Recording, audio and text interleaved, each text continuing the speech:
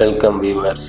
இன்னைக்கு நீங்கள் பார்க்க போகிற வீடியோ ரொம்ப அதிபயங்கரமான ஒரு அமானுஷ்யமான வீடியோ. இது வரைக்கும் நீங்கள் எந்த சேனல்லையும் இந்த மாதிரி ஒரு வீடியோ பார்த்துருக்கவும் மாட்டீங்க. யாரும் இந்த மாதிரி ஒரு ஸ்டோரி உங்களுக்கு சொல்லியிருக்கவும் மாட்டாங்க. அப்படி திருநெல்வேலி மாவட்டத்தில் நடந்த அதிபயங்கர ஒரு அமானுஷ்யமான ஸ்டோரியை தான் இன்னைக்கு நான் உங்களுக்கு சொல்ல போகிறேன். இறந்து போன தன்னுடைய பையனுக்கு சரியான சடங்குகள் சம்பிரதாயங்கள் செய்யாமல் அந்த பையனை மயானத்துக்கு எடுத்துகிட்டு போனதுனாலையும் அந்த ஆன்மா அந்த மயானத்தில் வச்சு என்ன பண்ணிச்சுங்கிறது அந்த அமானுஷ்யமான வீடியோ தான் இன்னைக்கு நீங்கள் பார்க்க போகிறீங்க. இந்த வீடியோ வெறும் ஹாரர் வீடியோ மட்டும் இல்லை, இது எல்லா பேரண்ட்ஸுக்கும் அவங்களுடைய பசங்களுக்கும் இந்த வீடியோ சமர்ப்பணம். திருநெல்வேலி மாவட்டம் வாசுதேவநல்லூரில் நடந்த அந்த அதிபயங்கர அமானுஷ்ய கதையை தான் இன்னைக்கு இந்த வீடியோவில் நான் டீகோட் பண்ண போகிறேன். நீங்கள் பார்த்துட்டு இருக்கிறது பிரபா டீகோட்ஸ். நான் உங்கள் பிரபா. வாங்க வீடியோக்குள்ளே போகலாம்.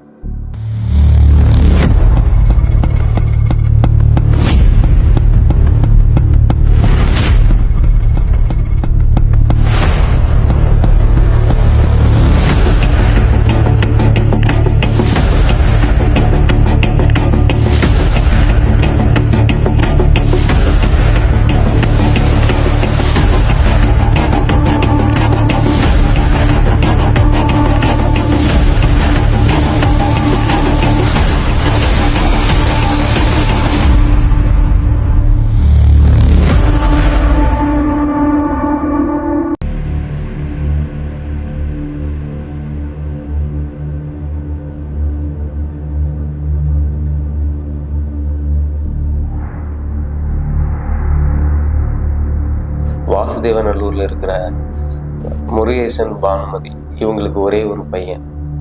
இவன் +2 முடிச்சுட்டு நான் காலேஜ் போகிறதாகவும் எனக்கு இப்போ உள்ள ட்ரெண்டிங்கில் இருக்கிற R15 பைக் எனக்கு வேணும்ப்பா அப்படின்னு அவங்களுடைய பேரண்ட்ஸ்கிட்ட அடம் பிடிச்சி அந்த பைக்கை வாங்கி கேட்குறான்.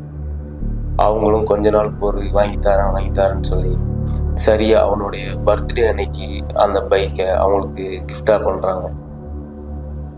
அந்த பைக்கை வாங்கிட்டு அந்த சந்தோஷத்தில் அவன் அந்த பைக்கு வாங்கினால இருந்து காலேஜ் போகிறத விட நல்ல பசங்களோட ஊர் சுற்றுறதையே முக்கியமாக வச்சுட்டு இருந்துருக்கான்.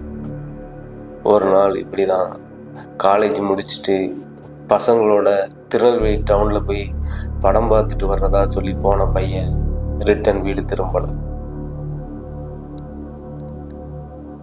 மணி 9 ஆச்சு, 10 ஆச்சு. பையனுக்கு ஃபோன் பண்ணால் ஃபோன் சுவிட்ச் ஆஃப். அப்போ திடீர்னு அக்கம் பக்கத்தில் இருக்கிறவங்க எல்லாரும் சொல்கிறாங்க, உன்னுடைய பையனுக்கு ஆக்சிடெண்ட் ஆகிடுச்சு, ஸ்பாட்லேயே இறந்துட்டான் அப்படின்னு சொல்கிறான். அதை கேட்டு அந்த பேரண்ட்ஸ் துடிச்சு போயிடுறாங்க. ஒத்தைக்கு ஒரு பையன், அவன் கேட்டான்னு தானே அந்த பைக் வாங்கி கொடுத்தேன். அப்படி என்னாச்சுன்னு பார்த்தா படம் பார்த்துட்டு வரும்போது ஓவர் ஸ்பீடில் எய்தாப்பில் வந்துடுவாங்க வண்டியில் கொண்டு போய் கொடுத்துட்டு ஸ்பாட்லேயே அவுட் ஆகிட்டான். அவனுடைய பாடி ஜிஹெச் கொண்டு போயிட்டு ஜிஹெச்சில் உள்ள ஃபார்மாலிட்டிஸ் எல்லாமே முடிச்சுட்டு அந்த பாடியை வீட்டுக்கு கொண்டு வராங்க. உங்களுக்கே தெரியும், ஆஸ்பத்திரி ஜிஹெச்சுக்கு போன பாடியில் வீட்டில் ரொம்ப நேரம் வைக்க மாட்டாங்க. பேரண்ட்ஸ்டையோ வீட்டில் உள்ளவங்கள்டையோ காட்டிட்டு உடனே மயானத்துக்கு எடுத்துகிட்டு போயிடுவாங்க.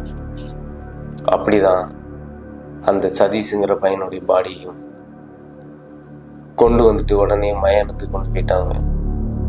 உங்களுக்கே தெரியும், ஒருத்தர் வீட்டில் இறந்தாச்சுன்னா அது சின்னவங்களோ பெரியவங்களோ அவங்களுக்கு சரியான சடங்கு முறைகளை செஞ்சு தான் அனுப்புவாங்க. அதில் ஏதாவது குறைகள் இருந்தால் கூட அந்த ஆன்மா சாந்தி அடையாது, அந்த ஆன்மா திரும்ப வந்துடும் அப்படின்னு சொல்லுவாங்க. அது எந்த கதையில் உண்மையாக இருக்கோ தெரில, ஆனால் இன்னைக்கு நீங்கள் பார்க்க போகிற கதையில் அது அதிபயங்கரமாக ஒரு உண்மையான சம்பவமாகவே ஆகிப்போச்சு.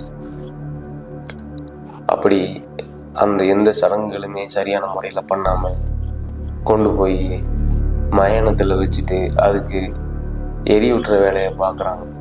அப்படி எரியூட்டிகிட்டு இருக்கும்போது நைட்டு ஒரு 12லேருந்து 1 மணிக்குள்ள அந்த பாடி எந்திக்குது. நார்மலாகவே ஒரு பாடியை எரியூட்டினோம்னா அதோடைய முதுகுத்தண்டில் கரெக்டாக நெருப்பு படும்போது அந்த எலும்போ ஏதோ ஒன்று விடுறதில்ல, அந்த பாடி எந்திக்கும், மறுபடியும் வெட்டியாக அதை அப்படியே அமுத்தி வச்சிருவாங்க அப்படின்னு சொல்லி பல கதைகள் உண்டு. ஆனால் இந்த பாடி எப்படின்னா, எரிஞ்சிட்டு இருக்க பாடி அப்படியே எந்திக்குது. வெட்டியானுக்கு ஒரே ஷாக்காக இருக்கு. என்னடா நம்ம இத்தனை வருஷம் வெட்டியான் பார்த்துட்டு இருக்கோம், ஒரு பாடியுமே இப்படி எந்திக்காத. லேசாக அந்த முதுகு தண்டு மட்டும்தான் அப்படி எந்திக்க நிமிரும், அதை அப்படியே வச்சு படுக்க வச்சிருவாங்க. ஆனால் இந்த பாடி அப்படியே எந்திரிச்சு நிற்கிது, எரிஞ்ச நிலையில். உடம்பெல்லாம் எரிஞ்சுக்கிட்டு இருக்கு, ஆனால் அந்த பாடி அப்படியே எந்திரிச்சு நின்றுட்டு இருக்கு. வெட்டியானுக்கு கையும் ஓடலை, காலும் ஓடலை. அவன் மறுபடியும் அந்த வெட்டியானுக்கெல்லாம் கவுளி கம்புன்னு ஒன்று வச்சுருப்பாங்க. பாடி எந்திரிச்சுன்னா அதை அப்படியே அமுத்தி பிடிக்கிற மாதிரி. இவனும் அதை வச்சு பாடியை மறுபடியும் தள்ளுறான், ஆனால் பாடி அங்கே போக மாட்டேங்குது. இவனுக்கு பயம் வேற இதாக இருக்கு, நல்ல போதையில் வேற இருக்கான். இருந்தாலும் மறுபடியும் அதை வச்சு தள்ளுறான். அந்த பாடி இவன் தள்ளுற அந்த கம்பை எடுத்து எட்டி பிடிக்குது. இவனுக்கு என்ன பண்றதுன்னு ஒண்ணுமே இவனுக்கு தெரியல. ஒரு வழியா அவன் திக்கி முக்கி அந்த பாடியை மறுபடியும் அதில் படுக்க வச்சிடறான். கொஞ்ச நேரத்திலே மறுபடியும் அதே மாதிரி பாடியை அந்த எந்திக்க முயற்சி பண்ணுது. மறுபடியும் அதே மாதிரி பண்றான். சரின்னு சொல்லி அந்த நெருப்புகள் எல்லாத்தையுமே அணைச்சிடுறான். எரி ஊட்டுறக்காண்டியும் அந்த பாடி மேலே எரிஞ்சிட்டு இருந்த நெருப்பையும் தண்ணியை ஊற்றி அணைச்சிடுறான். அந்த பாடி சார்ந்த நிலைக்கு வந்துடுது. காலையில் போல அவங்க கிட்ட, நீங்கள் உங்கள் பையனுக்கு செய்கிற செய்முறைகள் எல்லாமே சரியாக பண்ணீங்களா அப்படின்னு கேட்கும்போது, இல்லை ஜிஹெச்சுக்கு போயிட்டு வந்த பாடியை எங்கிட்ட அப்படி வீட்டில் ஆம்புலன்ஸில் வச்சு காமிச்சிட்டு அப்படியே எடுத்துகிட்டு போயிட்டாங்க. நாங்கள் எந்த சம்பிரதாயம் பண்ண முடியாதுல்ல, குளிப்பாட்ட முடியாது, வேற எந்த சாங்கியம் பண்ண முடியாதுல்ல அப்படின்னு சொன்னோன்னே வெட்டியான்னு சொல்கிறான், உங்கள் பையன் கன்னி பையன், கல்யாணம் முடியாத பையன், அவனுக்கு சரியான சடங்கு முறைகள் செஞ்சாதான் அவனுடைய ஆன்மாவும் சாந்தி அடையும், அவனுடைய உடம்பும் எரியும் அப்படின்னு சொன்ன உடனே, அதுக்கு என்ன சாங்கியம் பண்ணணும் அப்படின்னு சொன்ன உடனே, கல்யாணம் முடியாத வாலிபர்களுக்கு அவங்க இறந்துட்டாங்கன்னா வாழை மரத்துல தாலி கட்ட வச்சு அந்த மரத்தை வெட்டிட்டு அந்த தாலியை பிடுங்கி போட்டுருவாங்க. அதுக்கப்புறம் தான் அந்த பாடியை எரி விட்டுறக்கே கொண்டு போவாங்க. நீங்க அந்த செய்முறை செஞ்சீங்களா அப்படின்னு கேட்ட உடனே அவங்க அழுதுகிட்டே இல்லையே அப்படின்னு சொல்றாங்க. அதனாலதான் அவனுடைய பாடி எரிய மாட்டுக்கு. நைட் சமயத்துல அவனுடைய பாடி உடம்பு எரியறது தாங்க முடியாம அது எந்திரிச்சு அந்த நெருப்புல இருந்து எந்திரிச்சு வெளியே வர பாக்குது அப்படின்னு சொன்னோன்னே அந்த பேரண்ட்ஸுக்கு தூக்கி வாரி போட்டுருது.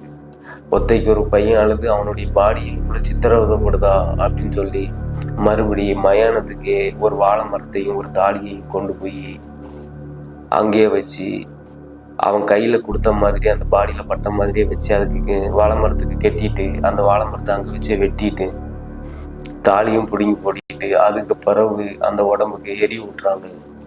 அந்த உடம்பு எந்த அசுவும் இல்லாத அளவுக்கு எரிஞ்சு சாம்பலாயிருது.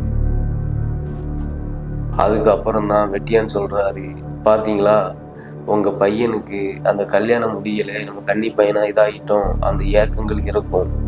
உங்க பையன் மட்டும் இல்லை, எந்த கன்னி பையன் இறந்தாலும் அவங்களுக்கு சரியான சாங்கியம் செஞ்சாதான் அவங்களுடைய ஆன்மா சாந்தி அடையும், அவங்களுடைய உடம்ப எரிக்கிறக்கும் அந்த ஆன்மா விடும், இல்லைன்னா அந்த ஆன்மா அந்த உடம்பை எரிக்கிறதுக்கு விடாது அப்படின்னு நடந்தது எல்லாத்தையும் சொல்றாரு.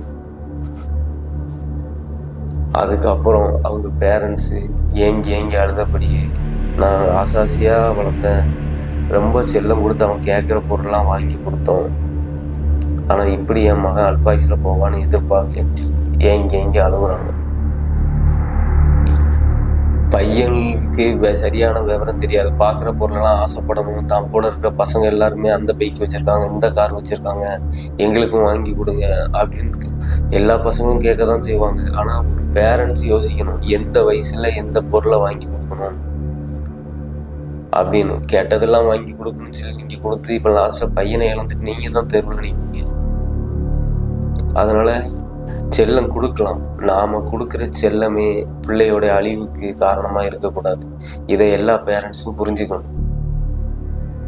ஆசைப்பட்டதெல்லாம் வாங்கி கொடுக்குறாங்க, பைக்கை வாங்கி கொடுக்குறாங்க. இப்போ உள்ள காலத்துல பசங்க பைக்கா ஓடுறாங்க, அவன் ஏதோ ஹெலிகாப்டர்லையும் ஏரோப்ளேன்லையும் பறக்கிற மாதிரி போகிறான். நம்ம ஊர் ரோடு கண்டிஷனுக்கு அதிவேக வண்டிகள்லாம் தேவையில்லை. இது என்னுடைய கருத்து.